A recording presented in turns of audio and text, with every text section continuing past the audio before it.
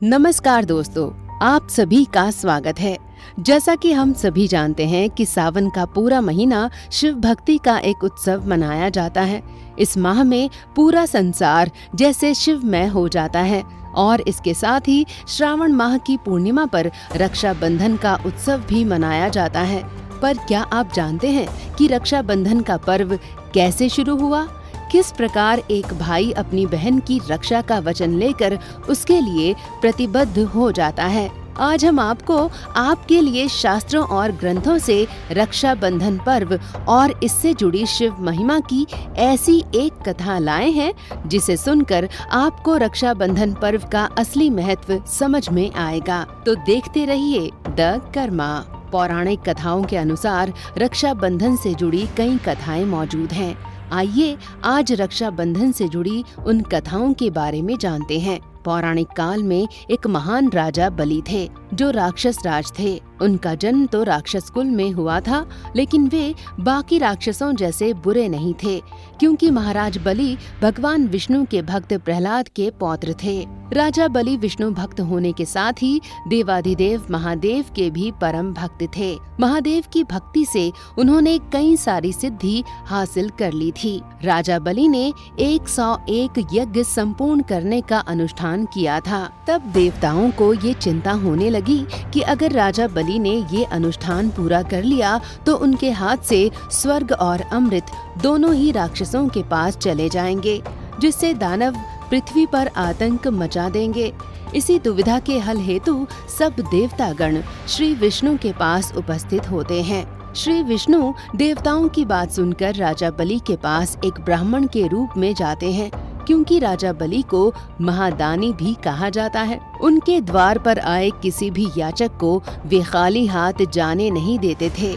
जब भगवान विष्णु वामन अवतार में एक याचक के रूप में राजा बलि के पास जाते हैं तो राजा बलि उनसे कुछ मांगने के लिए कहते हैं, जिस पर भगवान वामन उनसे 3 पग भूमि मांगते हैं। राजा बलि ने वचनबद्ध होकर उस बटुक ब्राह्मण को 3 पग भूमि देने का वचन दिया, जिसके बाद ब्राह्मण वामन ने विराट रूप धारण कर लिया और उन्होंने एक पग में स्वर्ग, दूसरे पग में धरती नाप ली।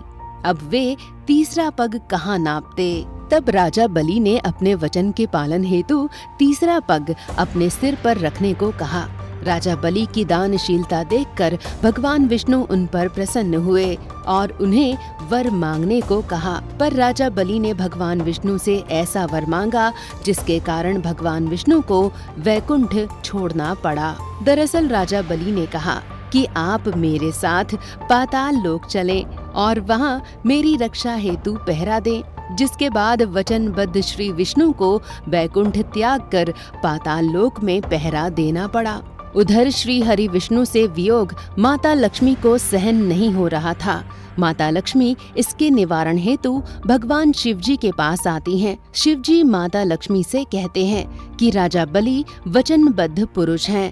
अगर माता लक्ष्मी राजा को किसी बंधन में बांध लें तो वे श्री हरि को वापस वैकुंठ ला सकती हैं। शिवजी ने माता लक्ष्मी की सहायता हेतु अपने नाग वासुकी को उनके साथ जाने का आदेश दिया। माता लक्ष्मी पाताल लोक पहुंचती हैं और एक नाग कन्या का रूप धारण कर लेती हैं। वे राजा बलि के पास पहुंचती हैं और उनसे सहायता के लिए अनुग्रह करती हैं। उसी वक्त वासुकी जो उनकी सहायता हेतु आए थे वे एक रक्षा सूत्र में बदल जाते हैं और माता लक्ष्मी राजा बलि को ये रक्षा सूत्र बांध देती हैं। राजा बलि माता लक्ष्मी को वचन देते हैं कि वे सदैव उनकी रक्षा करेंगे और उन्हें मनचाहा फल प्रदान करेंगे। तब माता लक्ष्मी अपने देवी स्वरूप में आती हैं और उनसे श्री हरि को मांग लेती हैं। तब राजा बलि उनसे कहते हैं कि आज से जो भी स्त्री किसी भी पुरुष को रक्षा सूत्र बांधकर मन से भाई मानेगी और उसकी रक्षा का वचन मांगेगी तो भाई बहन की रक्षा करने के लिए बंधन में बंध जाएगा और रक्षा सूत्र हमेशा भाई की कलाई पर बांधने से भाई की सारी बलाएं टल जाएंगी। तब से सावन महीने की पूर्णिमा को हर बहन अपने भाई को मजबूत रक्षा सूत्र उसकी कलाई पर बांधती है और भाई उस रक्षा के बंधन में बंध जाता है। इसलिए इसे रक्षा बंधन का पर्व कहा जाता है। रक्षा बंधन से जुड़ी एक और मान्यता है।